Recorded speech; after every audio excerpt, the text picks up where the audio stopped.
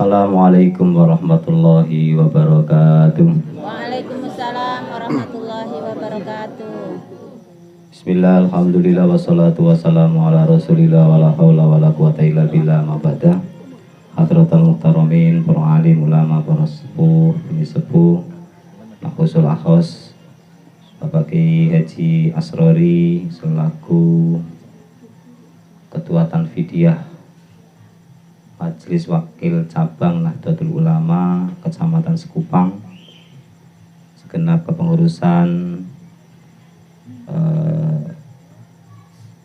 Muslimat NU, yaitu Ibu Marwiyah, Fatayat NU, yaitu Ibu Tri Suyati, dan tidak lupa sahabat saya yang tercinta, Ketua PAC Ansor Sekupang, Bapak Budiono, sahabat Budiono, dan segenap Banser, Ansor Banser yang selalu setia mengawal kita semua, terlebih di majelis ini yang ini mungkin acara MWC, tur MWC yang sangat luar biasa, selalu dikawal oleh Ansor Banser. Mudah-mudahan kita semua yang hadir di majelis ini dirahmati Allah Subhanahu wa Ta'ala. Ya Rabbal Alamin.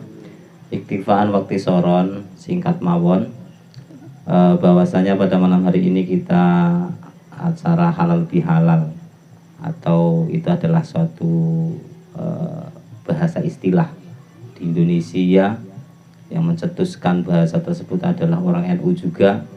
Kalau secara umum di Indonesia itu ya silaturahim, silaturahmi. Kalau kita orang Muslim memakai bahasa Arab silaturahim. Walaupun dalam kata silaturahmi, silaturahim itu terjadi perbedaan makna. Kalau rahmi itu perut, kalau rahim itu adalah sanak atau ya sanak. Artinya itu tidak menjadi masalah, karena silaturahmi ini yang dimaksudkan sebagai bahasa yang diistilahkan di Indonesia silaturahmi itu adalah silaturahim versi Arab. Jadi nggak perlu diperdebatkan lagi. Dan alhamdulillah dalam halal bihalal ini temanya apa tadi? Memperkuat iman dan imun. Ada iman, ada imun. Jadi sedikit saya sampaikan yang pertama, bahwasanya kita adalah orang yang termasuk diberikan manan atau diberikan anugerah oleh Allah Subhanahu wa Ta'ala yang berupa keyakinan menjadi warga Nahdlatul Ulama.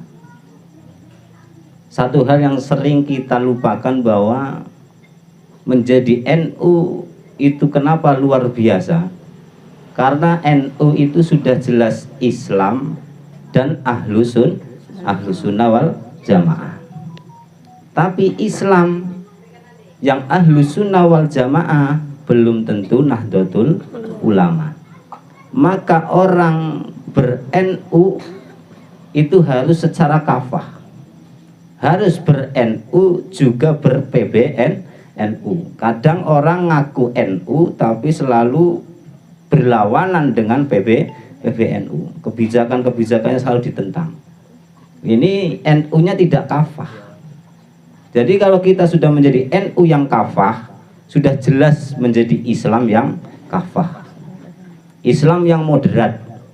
Artinya tidak ekstrim kanan, tidak ekstrim kiri, tidak liberal, tidak syiah, tidak ekstremis.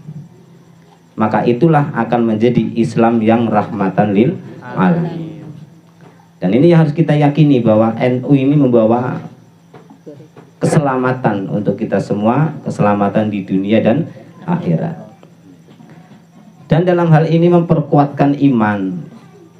Warga NU ini adalah, ciri khas warga NU adalah orang yang senang sekali untuk mengaji. Mengaji itu tujuannya adalah untuk mencari hidayah, mencari petunjuk dari Allah Subhanahu wa Ta'ala. Karena Allah berfirman dalam hadis qudsi, dikatakan kullukum dolun ilaman ahdaikum. Kalian semua tersesat kecuali orang-orang yang telah aku beri petunjuk. Fastahdini ahdikum, maka carilah petunjuk kepadaku, niscaya aku akan memberi petunjuk kepada kalian. Artinya suka mengaji dalam berbagai cabang ilmu, ini adalah tujuannya mencari petunjuk Allah Subhanahu wa ta'ala agar kita semua tidak tersesat. Maka ketika kita sudah mendapatkan petunjuk dari Allah, ya Allah berfirman, ya ayyuhalladzina amanu alaikum anfusakum, wahai orang-orang yang beriman, jagalah diri-diri kalian. La yadurrukum man dhalla idza tadaitum, maka orang-orang yang tersesat tidak akan memberi bahaya kepada kalian ketika kalian sudah diberikan petunjuk oleh Allah Subhanahu wa ta'ala. Maka menjadi NU itu tidak mudah tersesat. Tanda-tanda orang yang tersesat diantaranya adalah mudah menyesatkan orang lain. Nah ini, maka jadi NU itu harus moderat. Maka setelah itu mendapatkan petunjuk, selalu kuat dimanapun, itu menunjukkan bahwa iman kita insya Allah diberi kekuatan oleh Allah Subhanahu wa ta'ala. Itu ber-NU, tujuannya adalah memperkuat iman. Kemudian memperkuat imun, jasadnya juga diperkuat. Ya, kita orang NU senang tahlilan, senang yasinan, senang semaan Quran, senang menghatapan Quran. Wa nazilu minal Qur'ani ma huwa syifaa'un wa rahmatun lil mu'minin wa la yazidud dzalimin illa khasara. Jadi Quran adalah sebagai obat. Obatnya Quran sebagai obat ini bukan obat secara medis saja, tapi medis dan non medis. Jadi panjenengan kalau nggak sehat itu Quran lah jadi obat utama. Karena Al-Quran ini adalah suatu obat yang medis dan non medis. Kalau obatnya dokter kan itu hanya medis saja, tapi kalau Quran ini dua-duanya dapat. Maka kalau saya sering cerita, almarhum orang tua saya itu kalau ngelantarin orang cukup membaca syahadat, sholawat, fatihah, itu saja, nggak muluk-muluk ya, karena sudah yakin bahwa Al-Quran ini akan menjadi obat secara medis dan non medis. Cuman panjenengan kenapa kadang mengobati orang itu, mengobati diri sendiri, orang lain itu tidak mempan? Karena ibarat peso, Quran itu ibarat senjata, jarang diasah, sehingga pesonya menjadi tumpul. Artinya Quran itu bisa menjadi obat ketika kita istiqomahkan untuk dibaca dan dipahami.